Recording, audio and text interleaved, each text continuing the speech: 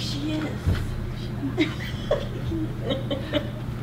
So after an uncomplicated laparoscopic gallbladder surgery, a 90-year-old cachectic, very thin, fragile, 90-year-old lady, but extremely smart and pleasant, went to the surgical floor for recovery.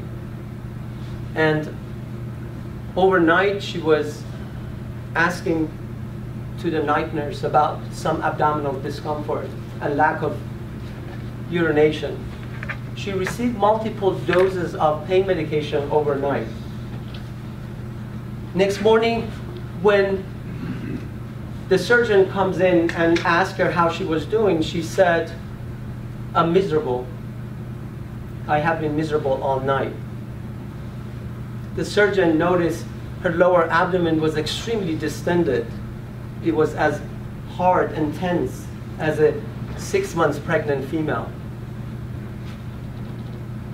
So he went out and saw the nurse, the night nurse that was changing the shift, and giving the report to the other nurse and asked her to bring the catheter to decompress the bladder.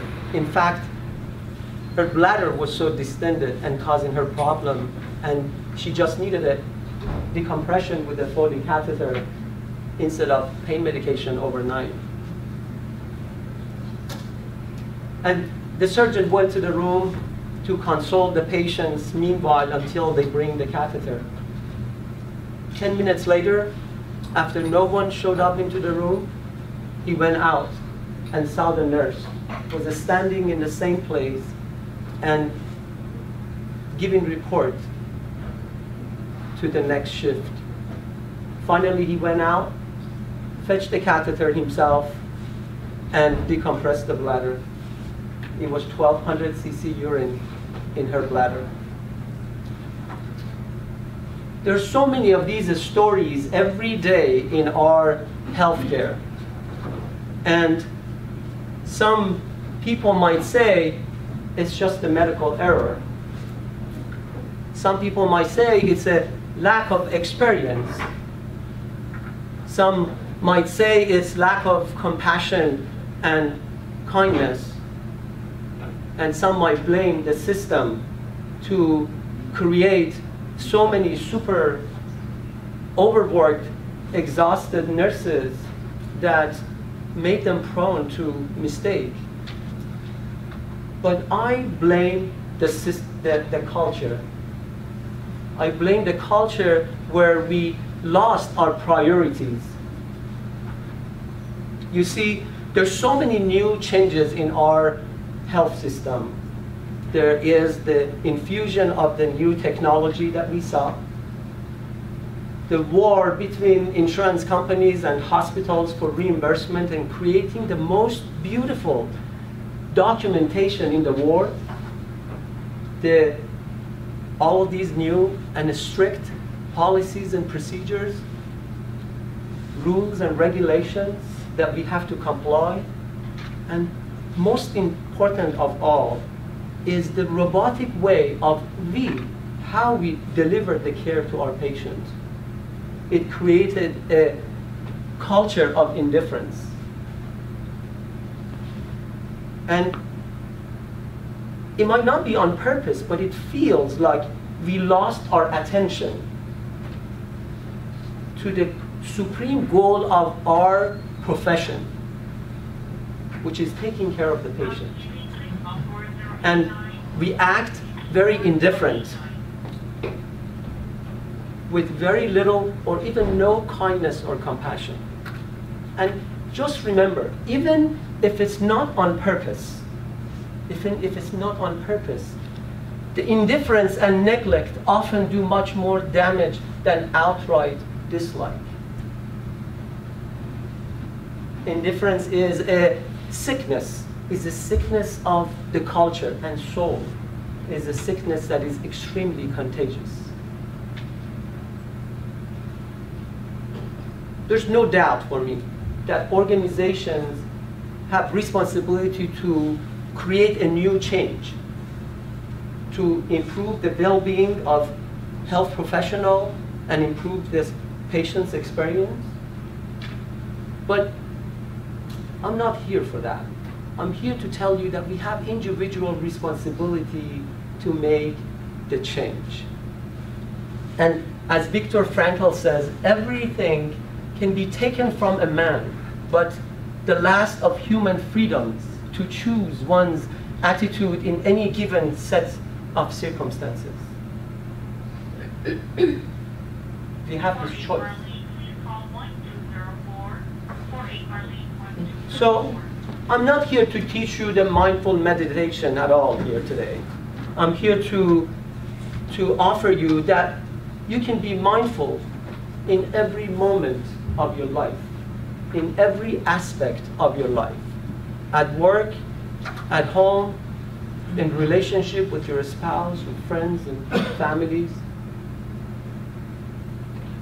Mindfulness is paying attention to the relevant and most important things at the present moment. So the most important element of mindfulness is paying attention. And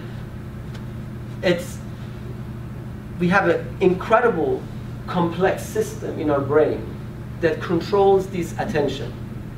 We get so many sensory input from different areas every moment to our brain. And our brain, the attention system, is responsible to amplify the most important ones and get rid of or eliminate the irrelevant ones. And we, every day, when we come to work or at home, we think that we are superhuman. We can do everything at once. We are multitasking at all the time. And we're paying attention to everything. What an illusion, right? In fact, our attention has a tendency to be diverted at all the time. At all the time. There's so many external and internal stimuli that invade our attention every day, every moment. We live in an era of technology.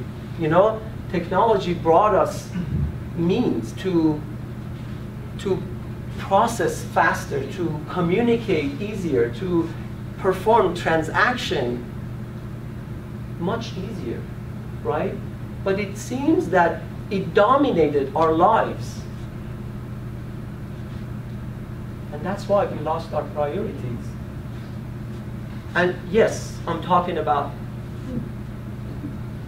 agencies and devices, social medias, the televisions, and phones, right? Our phones. Sorry, I like that. It seems like they, at all the time, they're invading our attention and creating the sense of indifference within us. It actually made our mind full of the other things, the irrelevant ones, rather than paying attention to the main goal. And it also affected our relationships. Isn't it familiar to you? It is familiar to me.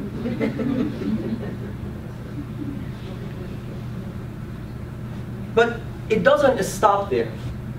You know, attention, there's other stimuli that affect our attention. And that's the internal stimuli. You know, we have that internal narratives, that little tiny voice inside of us that constantly invade our attention. You know, I'm sure since last 10 minutes that I'm talking, a lot of you, they thought about different things. What a boring session. Why did I come here today? What am I going to do tonight at party? What movie I'm going to see? I hate that person. My boss said something I never liked. I'm so hungry right now. And you see that all the time. And among all of those negatives and positive thoughts and emotions that comes to us every moment, the negative ones stick to us more. And in my opinion, the negative thoughts are gluey and sticky. And the positive thoughts are oily and slippery. So when we leave the hospital, most of us remember the bad patient. Most of us remember the look that we got from the other nurse. Most of us remember the thing that our boss said.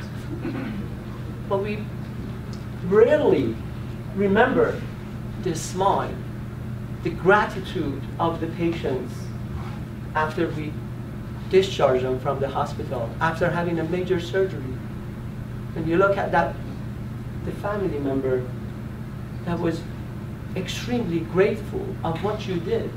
And again, they might not say it to you, but you can look at it from their face, from their gesture. You don't remember those when you go home. And these negative ones are so sticky, and it's incredible that we exaggerate in our brain. And all of a sudden, even little tiny bad experience turns to a huge tragedy. So Mark Twain said, "There has been much tragedy in my life, at least half of it actually happened." Don't you agree? Yes, there is an area in our brain that works wonder. It's called prefrontal cortex. That's the front of your brain, right behind your forehead. That's the area that is more involved in human. That's the area that makes you human, makes you different from other species. That's the area that controls your attention. And this area, because of anatomical location, has so many connections with the different areas of our brain. Even the subcortical region, the midbrain, the areas that has something to do with your emotion and your bodily regulation. And actually, it involves after adolescence. When we're born, it's very premature. And it constantly evolves during our lifetime. And it creates significant amount of link and connections with other areas of our brain. It's like a CEO of the brain and mind. And it does significant amount of things that make us different from other species. It gives you the character, the personality, the emotion, cognitive, and social intelligence. It allows you to pay attention to the most important things and use your short-term memory to perform difficult tasks, to solve problems, to prioritize and plan, to control your impulses, to inhibit the bad habits and behavior, to promote the good behavior. It also modulates your emotion. It's connected to the limbic system and midbrain. It calms down your nerve. It regulates your emotion. It gives you insight.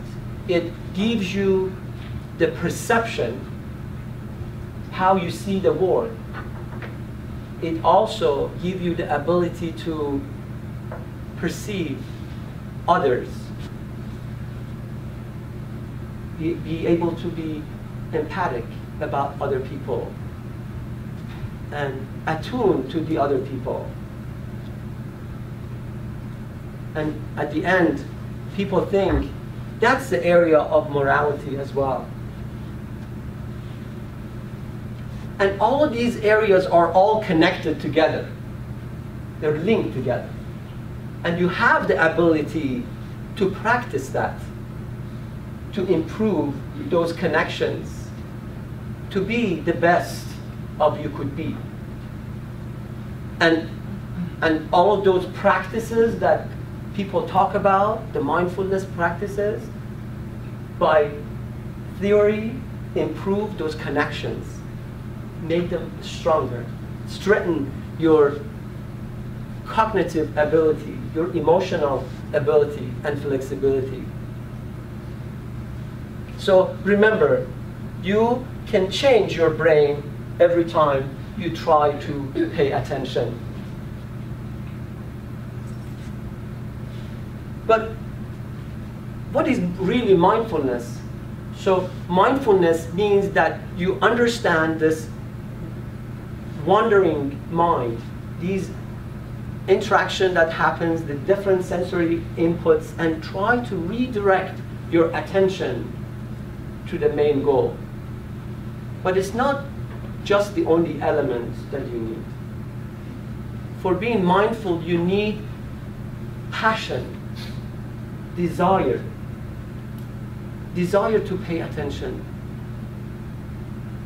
desire to fully attend, entirely attend to the goal, and also change your attitude and have the attitude of curiosity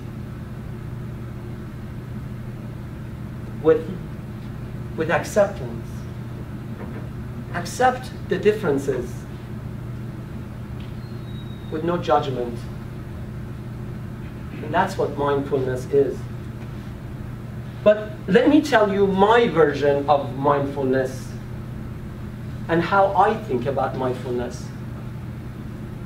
I see life like a stormy ocean, that I'm in the middle of that ocean. It has ups and downs. It has sadness and happiness, different emotions that comes to us and impacted us, sometimes slowly, sometimes harsh. It has moments of loneliness, coldness, and heat. And mindfulness is stepping out of that stormy ocean and looking at that ocean from outside, seeing the waves of emotions coming and going, and not pushing them away, looking at them, observe them, understand them, and accept them. It gives you the moment of pause.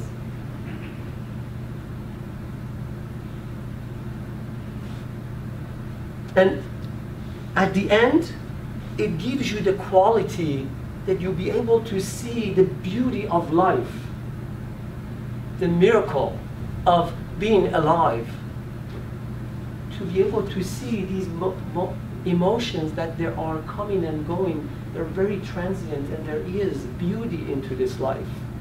And there's a beauty in the creating connections and seeing the light. And that's my version of mindfulness. And mindfulness in medicine is awareness and compassion towards us and towards our patients. It enables us to see the world in a different point of view. It allows us to engage and understand the pain and suffering of our patient and ourselves. It gives you the ability to be able to cope and make peace with the sadness and suffering and pain of patients and ourselves. It allows you to see your behavior and your emotions in front of you so clearly. Allows you to accept the differences with no judgment. And I think it's astonishing that we are here and be able to have this opportunity to change our behavior and our mind, even our brain. It's just your choice. You have to take that step, first step. Thank you.